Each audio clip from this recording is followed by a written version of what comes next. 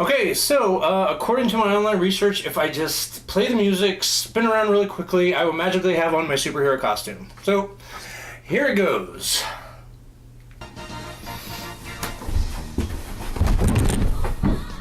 Shit! Ugh. Oh, God. I don't think that worked at all. I'm gonna have a strong worded letter to superherocostumes.edu.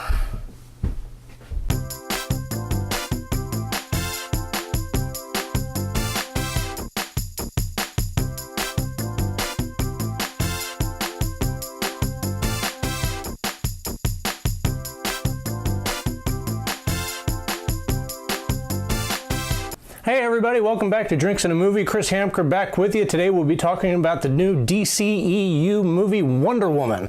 But first, let's start with the drink. The drink I'm making today is called the Golden Lasso of Truth, a Martini. So the Golden Lasso of Truth Martini is fairly simple. 1.5 parts white rum, half part triple sec, a half part brandy, to be classy, and then a half part lemon juice. Give it a little bit of sour taste, maybe a little golden look to it. Anyway, here we go. Let's try this drink. All right, so let's also talk a little bit. Yep. And that, ladies and gentlemen, is why you don't drink and talk. Let's talk a little bit about Wonder Woman. Wonder Woman is directed by Patty Jenkins and stars Gal Gadot as Wonder Woman. And this is sort of an origin story of Diana, Princess of Paradise Island, or Themyscira, as it's called in the movie, and I think in the comic books as well. And where it goes from there is Diana is then trained reluctantly trained to be a pretty formidable fighter, and then miraculously sometime later she finds Chris Pine, sort of crash lands near Paradise Island, and they meet, and she feels compelled to get involved in the greatest war of our time, World War I. And then everything starts from there. So let's give this a bit of a shake into a martini glass, and I don't know, we'll see how it is.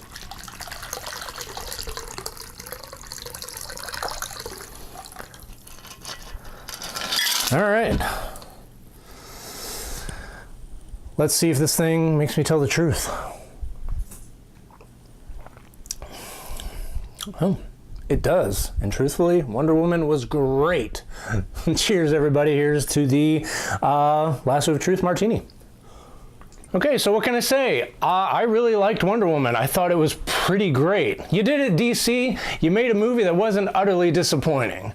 But you know what really struck me after leaving this movie is the fact that out of all the DCEU movies, even Man of Steel, which I really liked a lot, this movie filled me with hope and joy throughout.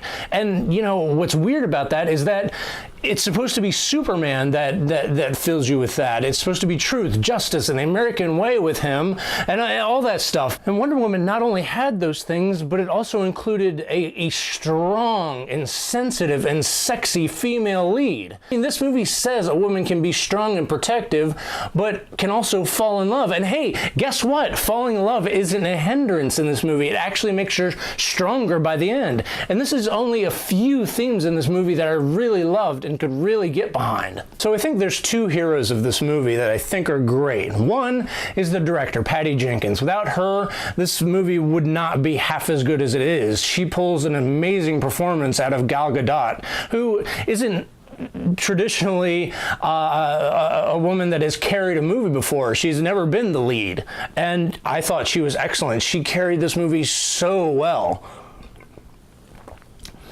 She still has a really thick Israeli accent, but they actually made that work for her. And I think the filmmakers did a really brilliant thing here with, instead of making her kind of try to change her accent and make it sound strange, they just had everyone else from Themyscira have her accent, along with Connie Nielsen's Hippolyta, her mother to Hippolyta's general, played by brilliantly, might I add, by Robin Wright. I thought she was fantastic in this.